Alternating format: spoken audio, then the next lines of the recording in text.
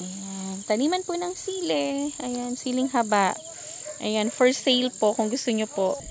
Ayan. Puro sili ito lahat. Ayan. Hanggang dun. Puro sili.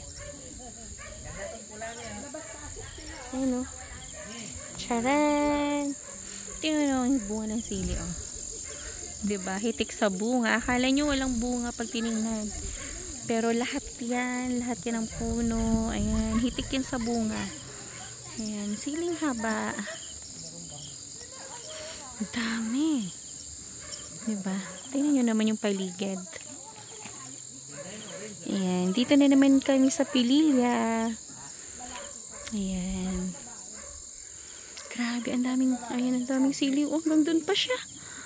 Aba. Tapos lahat po yan, meron na siyang bunga. Mga hitik sa bunga lahat. So, pag... Saan kayo pupunta? Nang?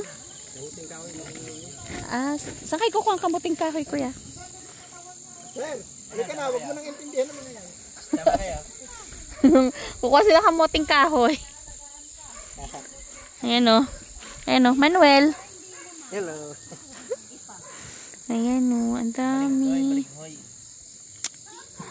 Ayan, so sa isang harvest daw dito, 2 crate ang nakukuha na sili. So, yan, ibig sabihin, ang dami. So, ang dami pang bunga oh. Grabe, napakaswerte naman pag nagtanim ka ng sili. Tubong-tubo ka pala dito. Kasi ang per seedlings po, ang bili nila, 5 pesos per seedlings. Ayan. Tapos, ang siling haba, wala siyang abono, walang spray.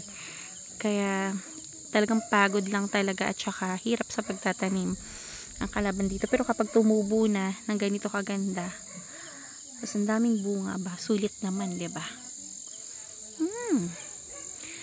Tapos meron kaming paalagang baboy dito. Papasilip ko sa inyo. Taba ng baboy namin.